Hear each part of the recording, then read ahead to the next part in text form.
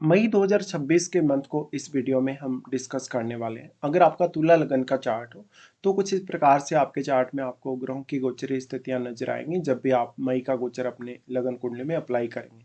यहाँ पे हालांकि ग्रहों की जो गोचरी स्थिति है उसमें कुछ बदलाव जरूर हो सकते हैं। सबसे पहले आगे बढ़ने से पहले हम विचार करेंगे ग्रहों की गोचरी स्थिति पर कि कौन सा ग्रह कहाँ कब गोचर करने वाला है या कैसी स्थिति में एक्चुअल में रहने वाला है, और इस गोचर के हिसाब से आप अपने पूरे महीने को कैसे प्लान कर सकते हो।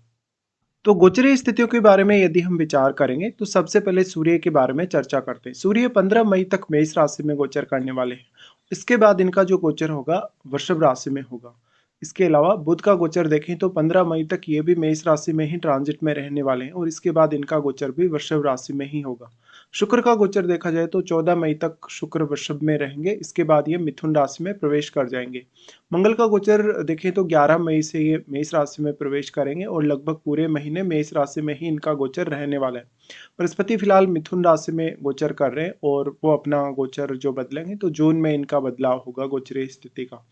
अभी शनि मीन राशि में गोचर कर रहे हैं और चंद्रमा को देखा जाए तो 1 मई को चंद्रमा तुला राशि में देखने को मिलेंगे।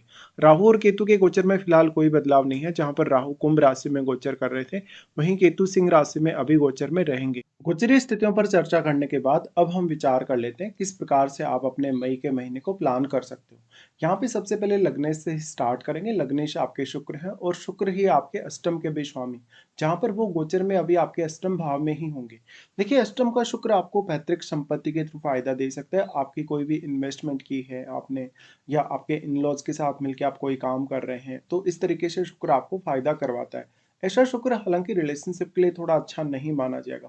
अपने भाव में होने की वजह से ये इन लॉज के थ्रू या आपके माता पिता के थ्रू तो आपको काफी लाभ दे सकता है, या आपके प्रयासों के थ्रू भी, लेकिन ये कुछ हिडन रिलेशनशिप ला सकता है या कोई ना कोई ऐसा अफेयर ला सकता है, किसी के साथ आपकी बहुत ज्यादा स्ट्रॉन्ग अटैचमेंट हो जाए और वो अटैचमेंट काफी ज्यादा हिडन रहे। ऐसा शुक्र है तो जिन लोगों का शुक्र अब जैसे अच्छी स्थिति में चार्ट में नहीं है उनको मैरिज को लेके बहुत ज्यादा असंतुष्टि होगी। शुक्र यहाँ से दृष्टि डाल रहे हैं वाणी स्थान पे।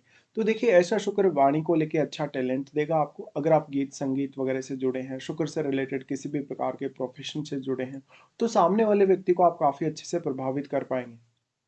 आपकी जो आवाज़ है वो सुरीली होगी, साथ ही साथ फैमिली के साथ भी आप अच्छी अंडरस्टैंडिंग देख पाएंगे।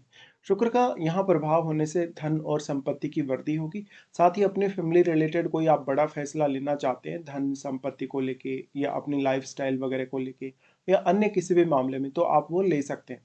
शुक्र का यहाँ दृष्टि पड़ने से खान पान रहन सहन में कुछ आप चेंजेस भी कर सकते हो। शुक्र यहाँ से फिर अपना राशि परिवर्तन कर लेंगे और वो नवम भाव में चले जाएंगे। नवम भाव में जहाँ पर वो गुरु को ज्वाइन करेंगे, हालांकि गुरु काफी तेज स्पीड से अभी आगे बढ़ रहे हैं तो शुक्र उतने ज्यादा क्लोज तो नहीं होंगे गुरु के, लेकिन शुक्र उसके बाद जो नवम भाव में जा रहे हैं। वैसे देखा जाए तो 14 मई तक ही शुक्र अभी अष्टम में है आपके, उसके बाद वो 14 मई के बाद जा रहे हैं गुरु को ज्वाइन करने के लिए। यहाँ पे दोनों ही प्लैनेट एक साथ आ जाएंगे नवम भाव में, तो ये विदेश यात्रा करने के लिए, अपनी हायर स्टडीज वगैरह के लिए काफ़ी अच्छा समय रहेगा आपके लिए। साथ ही साथ आप अपने टैलेंट को बढ़ा सकेंगे, अपनी क्रिएटिव स्किल्स पे ज़्यादा से ज़्यादा फोकस कर सकेंगे और साथ ही आप अपने कम्युनिकेशन पर ज़्यादा से ज़्यादा ध्यान दे सकेंगे। इस प्रकार का जातक अब जितना ज़्यादा कहीं ना कहीं वो कुछ नई चीज़ें सीखेगा, कुछ नया लर्न करेगा, उतना ही ज़्यादा उसका जो अनुभव है वो बढ़ता जाएगा। शुक्र नवम भाव में आने के कारण आपका जो जीवन साथी है या आपका किसी से भी कोई प्रेम संबंध वगैरह है, उनके साथ आप कहीं ना कहीं ट्रैवल कर सकते हैं, आप उनके साथ घूमने फिरने के लिए जा सकते हैं। बट शुक्र का यहाँ आना कोई ना कोई हायर पर्पज आपको दिखाता है लाइफ में, कोई ना कोई ऐसा टारगेट आपको लाइफ में दिखाता है जिसको आप पाने के लिए आगे बढ़ रहे हैं। शुक्र का और गुरु का दोनों का ही दृष्टि आपके थर्ड हाउस पे आ जाएगा, तो ये आपकी क्रिएटिव स्किल्स में भी बढ़ोतरी करेगा और साथ ही साथ आपके कम्युनिकेशन में भी, क्योंकि थर्ड हाउस के स्वामी स्वयं यहाँ बृहस्पति हैं। और अब थर्ड हाउस में बैठा हुआ ग्रह का जो रोल है वो काफी ज्यादा बढ़ जाएगा, क्योंकि वो प्लैनेट यहाँ दोनों ही प्लैनेट से प्रभावित हो रहा है। तो जो आपके थर्ड हाउस से जुड़े हुए रिश्ते हैं, जैसे भाइयों के साथ, आपके रिलेटिव वगैरह के साथ या पड़ोसियों के साथ, वो काफी अच्छे रहेंगे। साथ ही आपको उनसे सपोर्ट मिल पाएगा। ऐसा जब तक बहुत ज्यादा क्रिएटिव टैलेंट की तरफ आगे बढ़ सकता है, जहाँ तक अपनी स्किल्स को सुधार सके और वो उन स्किल्स का सही सही प्रयोग कर सके जहाँ भी वो करना चाहते हैं। इस प्रकार से जहाँ तक काफ़ी ज़्यादा एक्टिव हो जाएगा, काफ़ी ज़्यादा हार्ड वर्किंग बन जाएगा, तो वो अपने क्रिएटिव टैलेंट का भी बेहतरीन उपयोग कर सकेगा, साथ ही साथ अपनी जो बौद्धिक क्षमता है, अपना जो विवेक है उसका भी। उसके बाद मंगल को देखते हैं। मंगल आपके चार्ट में दूसरे घर के स्वामी और सप्तम घर के स्वामी बनते हैं। देखिए मंगल का गोचर हालांकि स्टार्टिंग में आपके यहाँ पे छठे घर में ही है, तो छठे घर में लगभग मंगल का गोचर रहेगा 11 मई तक।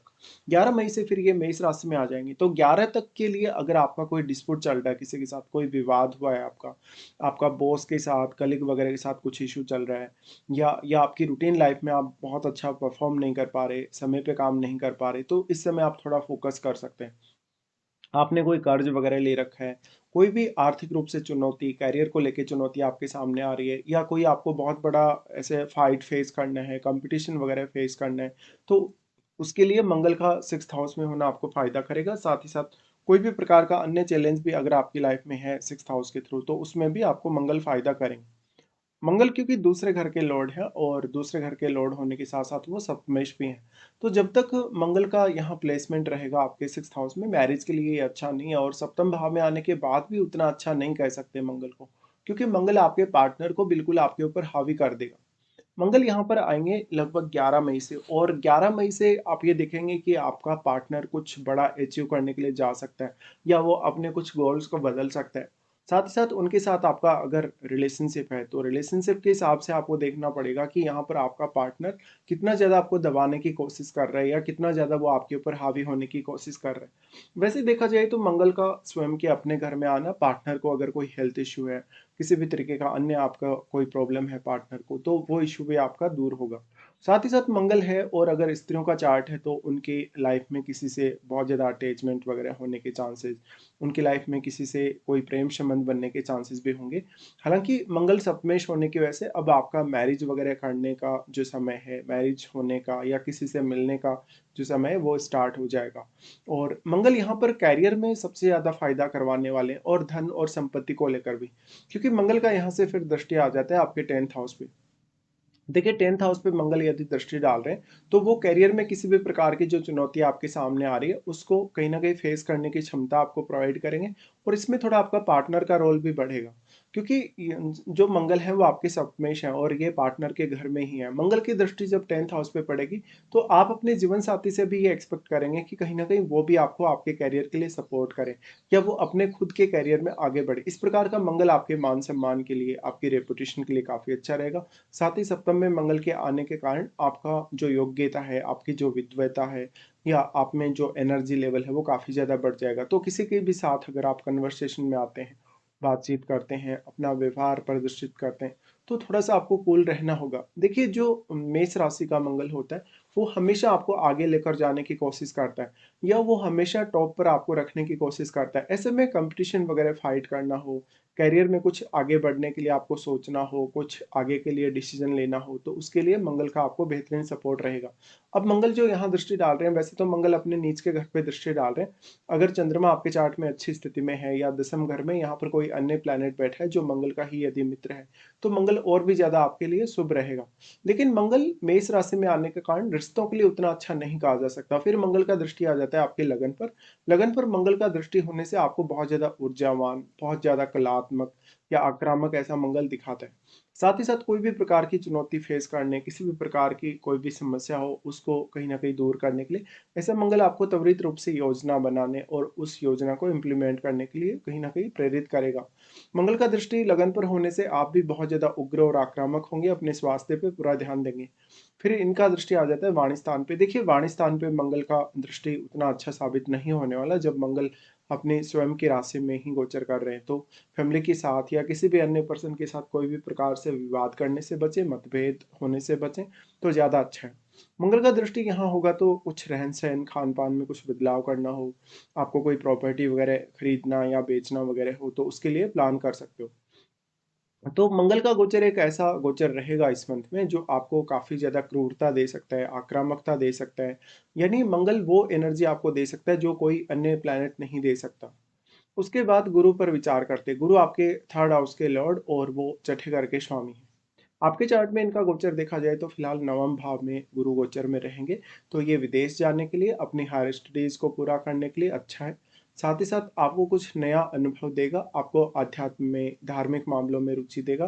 साथ ही साथ जो भी आप नया कुछ सीखेंगे, उनको दूसरों के सामने आप रिप्रेजेंट करेंगे कहीं ना कहीं। इस प्रकार से जो गुरु का गोचर चल रहा है, ये अगर आप ऑलरेडी विदेश में सेटल्ड हैं, विदेश में ही आप रहते हैं, तो आपको बहुत ही ज़्यादा स्पिरिचुअल बनाएगा। स्पिरिचुअलिटी के साथ-साथ आपको आगे बढ़ने के लिए भी प्रेरित करेगा। यहाँ से फिर अगर गुरु का सबसे पहले दृष्टि देखा जाए तो लगन पर ही आ रहा है, और क्योंकि ये इनका एक नॉर्मल गोचर है, एक साधारण गोचर तो नहीं है ऑलरेडी, क्योंकि वो मिथुन राशि में अपना पहले ही गोचर पूरा कर चुके हैं। तो गुरु इस गोचर के दौरान आपको कुछ बहुत एक्सट्रीम परिणाम दिखा सकते हैं, कुछ बहुत ही फास्ट रिजल्ट दिखा सकते हैं, या जो जिस प्रकार के रिजल्ट आपने एक्सपेक्ट नहीं करे थे, कुछ वैसे रिजल्ट आपके सामने हो सकते हैं। गुरु की लगन पर दृष्टि होने से गुरु आपको कहीं ना कहीं भटकने से बचाएगा, काफ़ी पॉजिटिविटी देगा, लाइफ के प्रति एक अलग प्रकार की सोच या मेंटलिटी प्रदान करेगा। साथ ही जो लगन में प्लैनेट यदि आपका कोई बैठा है आपके जन्म के समय का, तो वो प्लैनेट भी यहाँ इनसे प्रभावित होगा, और उस प्लैनेट विशेष के जो रिजल्ट होंगे वो भी आपके फेवर में होंगे, या वो काफ़ी पॉजिटिव होंगे। फिर इनका दृष्टि आ जाता है अपने ही घर पे। देखिए, अपने घर पे गुरु जब भी दृष्टि डालते हैं, और क्योंकि अपने मूल त्रिकोण घर पे यह दृष्टि डाल रहे हैं, तो यहाँ काफ़ी मामलों में आपको गुरु सपोर्ट करने वाले हैं। हालांकि बाद में शुक्र भी आ जाएंगे नवम घर में 14 मई के बाद में, तो तब और भी ज़्यादा अच्छी स्थिति होगी। लेकिन गुरु का स्वयं का दृष्टि का पड़ना, थर्ड हाउस से जुड़े हुए आपके कार्य हैं उनमें आपको काफ़ी हेल्प मिल पाएगी। आपको कोई भी बड़ा निर्णय लेने, कोई भी प्रकार के रिस्क लेने में आप काफ़ी सोच समझ कर आगे बढ़ेंगे।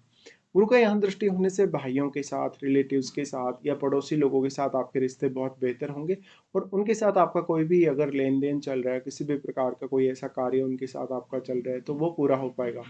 फिर इनका दृष्टि यहाँ से आ जाता है पंचम घर पे। देखिए, पंचम घर पे गुरु जो दृष्टि डाल रहे हैं वो राहु पे दृष्टि डाल रहे हैं। इससे राहु के रिजल्ट तो बेहतर होंगे ही, लेकिन गुरु आपको संतान के लिए प्लान करने, संतान की एजुकेशन के लिए प्लान करने के लिए काफ़ी प्रेरित करेगा। साथ साथ में आपके स्वयं की मेंटलिटी, आपकी स्वयं की सोच, निर्णय लेने की क्षमता को ऐसा गुरु बदलने का कार्य करता है। फिर विचार करते हैं शनि पर। शनि फोर्थ लॉर्ड है और फिफ्थ लॉर्ड भी है।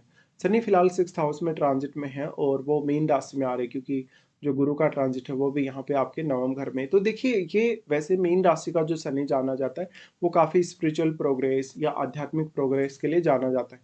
बट सिक्स हाउस में शनि के आने से आपकी मेहनत, आपका एफर्ट काफ़ी ज़्यादा अच्छा होना चाहिए किसी भी पर्टिकुलर कार्य में। और ऐसा शनि आपको कभी भी आराम नहीं करने देगा। आपके वर्क प्लेस पे भी आप हमेशा बहुत ज़्यादा सीरियस होकर काम करेंगे, तो कभी कभी बॉस के साथ, कलीग्स के साथ कुछ रिश्ते ऐसे हो सकते हैं जहाँ पर दिक्कतें हो सकती हैं, या तो फिर आपके ऊपर काम का प्रेशर बहुत ज़्यादा डाल दिया गया हो, आप काम बहुत ज़्यादा कर रहे हो, ज़रूरत से ज़्यादा काम कर रहे हो, और आपको हो सकता है कभी कभी उतना ज़्यादा सैलरी भी ना मिले। सनी की इस प्लेसमेंट की वजह से अक्सर जातक अपनी रूटीन लाइफ को लेकर बहुत ज़्यादा पंक्चुअल हो जाएगा। रूटीन लाइफ में किसी भी प्रकार का व्यवधान है, कोई भी प्रकार की चुनौती या समस्या है, उसको दूर करने में सनी आपको काफ़ी ज़्यादा हेल्प करेंगे। शनि यहाँ से अपनी दृष्टि डालते हैं आपके यहाँ अष्टम घर पे। देखिए, अष्टम घर के थ्रू जो जो भी चेंजेस आपकी लाइफ में आने वाले हैं सडनली, उनको शनि कहीं ना कहीं रोक देते हैं। और शनि की इस दृष्टि की वजह से अष्टम भाव में आपके ज़्यादा से ज़्यादा स्टेबिलिटी आ सकेगी। यहाँ कोई अगर ग्रह भी बैठा है, तो उस ग्रह विशेष को लेके आप जीवन में काफ़ी ज़्यादा अनुशासन में रहेंगे। यहाँ पे जो शनि का दृष्टि आ रहा है, हालांकि जो इन लॉज हैं, जो जीवन साथी है, उनके साथ थोड़े बहुत मतभेद दे सकते हैं। फिर यहाँ से इनका दृष्टि ट्वेल्थ हाउस पे होगा। ट्वेल्थ हाउस पे दृष्टि का होना, जो लोग ऑलरेडी विदेश में रह रहे हैं, या जो कुछ लोग अभी विदेश जाने का प्लान कर रहे हैं, उन लोगों के लिए बहुत ही बेहतरीन समय रहेगा। और क्योंकि शनि यहाँ पे फोर्थ लॉर्ड भी हैं, और एक कारक ग्रह की तरह आप इनको लेते ही हैं, तो तुला लगन में निश्चित रूप से जो शनि होते हैं, यहाँ आपको काफ़ी ज़्यादा सपोर्ट कर सकते हैं। भले ही वो आपसे मेहनत ज़्यादा लेते हैं, या आपसे काम ज़्यादा लेते हैं, या हार्डवर्क बहुत ज़्यादा करवाते हैं, शनि यहाँ बैठे प्लेनेट को काफ़ी स्ट्रांगली प्रभावित करेंगे, तो इससे आपके मैरिज, आपके रिलेशनशिप पर भी काफ़ी हद तक असर पड़ सकता है। इस प्रकार का शनि आपको किसी ना किसी काम में लगाए रखेगा, और बिल्कुल भी आपको फ्री नहीं होने देगा, या एकदम से आपको आराम नहीं करने देगा। तो थोड़ा स्वास्थ्य का जरूर आपको ख्याल रखना होगा। यहाँ शनि दृष्टि डाले तो पार्टनर से डिटेचमेंट, कभी कभी बहुत ज़्यादा ओवर थिंकिंग, कभी कभी बहुत ज़्यादा सोचने, विचार करने या निर्णय लेने के लिए आपको थोड़ा संघर्ष करना पड़ सकता है। उसके बाद इनका देखा जाए तो शनि का जो दृष्टि है वो आ जाता है थर्ड हाउस पे। देखिए, थर्ड हाउस पे शनि का दृष्टि बहुत ही बेहतरीन तरीके से काम करेगा, क्योंकि ऑलरेडी यहाँ गुरु का दृष्टि है अपने ही घर पे, और जो शनि ट्रांजिट भी कर रहे हैं वो भी गुरु के ही घर में कर रहे हैं इस समय। गुरु का जो स्पीड है ट्रांजिट में वो काफ़ी तेज भी है, और यहाँ इनका दृष्टि होने से जातक का जो हार्डवर्क है, जो उसकी मेहनत है, जो उसका खुद का एफर्ट है, वो सही डायरेक्शन में, सही दिशा में होगा, जिससे जातक उसको काफ़ी अच्छे से प्लान कर सकेगा। साथ ही साथ यहाँ पर जो आपके रिश्ते हैं, स्पेशली थर्ड हाउस से जुड़े हुए रिश्ते, उनमें आपको कहीं ना कहीं दूसरे प्लैनेट से काफ़ी ज़्यादा मदद मिल सकती है, जैसे कि गुरु से, आपके इवन शुक्र के आने के बाद भी। तो शनि से जो कुछ भी आप एक्सपेक्ट कर सकते हैं, वहाँ पर आपको थोड़ा पंक्चुअल होने की आवश्यकता है, वहाँ पर आपको थोड़ा ज़्यादा समय देने की भी आवश्यकता है। उसके बाद यहाँ से विचार कर लेते हैं, जैसे कि अभी मंगल के बारे में बात की और अब बुध के बारे में भी विचार कर लेते हैं। बुध नवम घर के स्वामी और आपके चार्ट में वो 12वें घर के लॉर्ड हैं। बुध फिलहाल गोचर में रहेंगे मेष राशि में। तो 15 मई तक ये रहेंगे और तब तक ही सूर्य भी ट्रांजिट में रहेंगे। तो इस समय जो आपका जीवन साथी का पक्ष है वो ज़्यादा प्रभावशाली नज़र आएगा। आपका जीवन साथी आपके ऊपर थोड़ा ज़्यादा ही हावी नज़र आएगा। आपके मान-सम्मान, आपकी रेपुटेशन बढ़ाने, आपकी लाइफ में चैलेंजेस को दूर करने या कोई भी प्रकार की समस्या आ रही है उसका समाधान पाने के लिए बुध की स्थिति काफ़ी ज़्यादा ही अच्छी है। इस समय आप अपने जीवन साथी के साथ तर्क-वितर्क करने के बजाय उनकी कोई एडवाइस लेते हैं। उनसे किसी भी प्रकार का कोई भी प्रकार से आप कहीं न कहीं परामर्श करते हैं तो ज़्यादा अच्छा है। और बुध का दृष्टि लगन पर होगा तो ये आपकी पर्सनैलिटी, आपकी वाणी को काफ़ी ज़्यादा प्रभावशाली बनाएगा। साथ ही साथ लोगों के साथ डील करने या कोई भी प्रकार का आपने बिज़नेस कर रखा हो, बिज़नेस में भी आपको डील करने में काफ़ी सहायता मिलेगी। फिर बुध यहाँ से अपना राशि परिवर्तन कर लेंगे और वो आपके अष्टम में चले जाएँगे, जहाँ पर सूर्य के साथ ही लगभग बुध मूव करेंगे। तो 15 मई तक ही मेष राशि में है, उसके बाद वो जा रहे हैं अष्टम में। अष्टम का बुध आपको अष्टम से संबंधित रहस्यों को जानने, उनसे संबंधित कुछ नया सीखने, समझने के लिए प्रेरित करेगा। आपका जो भी इन्वेस्टमेंट आप करेंगे या कोई भी अपना इनकम सोर्स अगर आप बनाएँगे, हिडन इनकम सोर्स, उस मामले में भी बुध आपको प्लानिंग करने में बेहद मदद करेंगे और आप सही निर्णय ले सकेंगे। बुध अष्टम में आ गए तो थोड़ा माइंड ज़्यादा गहराई से हर विषय में सोचेगा, विचार करेगा या बहुत लंबे समय तक सोच विचार करके फैसला लेगा। बुध यहाँ से आपकी वाणी को बहुत ज़्यादा प्रभावशाली बनाते हैं जब वो दृष्टि डालते हैं सेकंड हाउस में। और क्योंकि ये मंगल का घर है तो मंगल की प्लेसमेंट भी अगर बहुत ही ज़्यादा अच्छी हो आपके चार्ट में, तो ऐसा बुध आपको ज्ञान और धन के रूप में काफ़ी फायदे दे सकता है। उसके बाद चंद्रमा पर विचार करते हैं। चंद्रमा आपके चार्ट में 10वें घर के लॉर्ड हैं। फिलहाल स्टार्टिंग में चंद्रमा का गोचर आपके लगन में ही होगा। देखिए, लगन का चंद्रमा है तो आपकी अचानक से सोशल जो फेम है वो बढ़ सकती है। अचानक से आपको फैमिली से फ़ायदा मिल सकता है, जीवन साथी से आपको फ़ायदा मिल सकता है। इवन जिन रिश्तों के साथ आप थोड़ा इमोशनली जुड़े हुए होंगे, जैसे कि मदर के साथ या अन्य पारिवारिक रिश्तों में, उनसे भी आपको काफ़ी फ़ायदा मिल पाएगा। चंद्रमा यहाँ पे लगन में होने से निश्चित रूप से जातक का जो एक ऑरा है वो काफ़ी पॉजिटिव नज़र आएगा। और यहाँ पे ऑलरेडी जो गुरु का दृष्टि है वो भी है। तो उसके बाद चंद्रमा मूव कर रहे हैं सेकंड हाउस में, जहाँ पर वो लगभग 3, 4 और 5 तारीख के आसपास आपको देखने को मिलेंगे। यहाँ पे चंद्रमा सेकंड हाउस में आने से आर्थिक रूप से कुछ बड़े फैसले आप लेंगे, लेकिन यहाँ थोड़े चैलेंजेस आ सकते हैं क्योंकि ये वृश्चिक राशि और वृश्चिक राशि में चंद्रमा नीच की स्थिति में होते हैं। तो थोड़ा बहुत कन्फ्यूजन, थोड़ी बहुत ऐसी स्थिति जहाँ पर आप बहुत अच्छे से प्लान नहीं कर पा रहे या तो प्लानिंग करते हुए बहुत ज़्यादा ही समय ले रहे हैं। हालाँकि यहाँ पर चंद्रमा आएँगे तो वाणी को बहुत ज़्यादा प्रभावशाली बनाएँगे, आपका कहीं रुका हुआ धन है, रुका हुआ पैसा है तो वो आपको मिल पाएगा। फिर इनका ट्रांज़िट आ जाता है आपके थर्ड हाउस में, लगभग इनका ये ट्रांज़िट जो रहेगा 6-7 तारीख के आस-पास रहेगा। इस दौरान आपका अचानक से कोई ट्रैवल हो सकता है, आपका कहीं न कहीं भाइयों के साथ, रिलेटिव्स के साथ या पड़ोसियों के साथ कोई भी काम अटका हुआ है उनके साथ, या उनके साथ ही मिलके आप कोई ऐसे पहले काम किए होंगे जो कि पूरा नहीं हो पाया, तो आप उस पे फ़ोकस कर सकते हैं। चंद्रमा थर्ड हाउस में आने से आप मानसिक तौर पे थोड़े ज़्यादा गंभीर, थोड़े ज़्यादा सोचने विचार करने वाले या थोड़े ज़्यादा ही स्ट्रांगली सोच के निर्णय लेने वाले हो सकते हैं। उसके बाद सूर्य के बारे में चर्चा करते हैं। सूर्य 11वें घर के लॉर्ड हैं और स्टार्टिंग में सूर्य का गोचर रहेगा सप्तम में। देखिए, सप्तम का सूर्य है और सप्तम का सूर्य किसी भी बड़े कंपटीशन को फेस करने, किसी बड़े सरकारी पद पे जाने के लिए, या आप बोल सकते हैं किसी के साथ भी डील करने के लिए बहुत अच्छा प्रभाव आपका दिखाता है। आपको बहुत ज़्यादा सक्सेसफुल बनाता है। सूर्य यहाँ आ गए तो अब सूर्य क्योंकि 11वें घर के लॉर्ड हैं, इसलिए जीवन साथी से आपको सपोर्ट या कुछ धन लाभ हो सकता है। इस समय में अगर आपने किसी के साथ पार्टनरशिप कर रखी हो तो पार्टनरशिप पर थोड़ा नेगेटिव असर पड़ सकता है, क्योंकि सूर्य यहाँ पे उच्च की स्थिति में भी होंगे और मंगल भी यहाँ साथ होंगे। सूर्य के सप्तम में आने से कहीं ना कहीं आपका जो मेन फोकस है वो मैरिज और अपने रिलेशनशिप पर भी आएगा। उसके बाद यहाँ से सूर्य अपना राशि परिवर्तन कर लेंगे और वो अष्टम घर में आ जाएंगे। देखिए, सूर्य का इनका ये जो राशि परिवर्तन हो रहा है 15 मई से हो रहा है, और 15 मई से इनका राशि परिवर्तन होते ही कहीं न कहीं आपको पैतृक संपत्ति के रूप में फ़ायदा, कुछ धन के रूप में फ़ायदा, ऐसा कुछ हो सकता है। यहाँ पे अष्टम के जो रहस्य हैं, अष्टम के जो गूढ़ विद्याएँ हैं, अष्टम के जो गूढ़ रहस्य, उनको जानने, उनको सीखने, समझने के लिए आपको काफ़ी ज़्यादा मदद मिल पाएगी सूर्य के यहाँ आने से। बट आपके जीवन साथी की, फैमिली के साथ आपके थोड़े बहुत रिलेशंस खराब हो सकते हैं। उनके साथ अक्सर आपका मनमुटाव हो, तर्क-वितर्क हो, ऐसी स्थिति हो सकती है। तो कुल मिलाकर हमने यहाँ डिस्कस किया। अब यहाँ राहु और केतु के बारे में कोई भी विशेष चर्चा नहीं करने वाले। ऑलरेडी इनके बारे में पहले काफ़ी बार चर्चा हो चुकी है। अब विचार कर लेते हैं कौन-कौन से आपके लिए इस मंथ में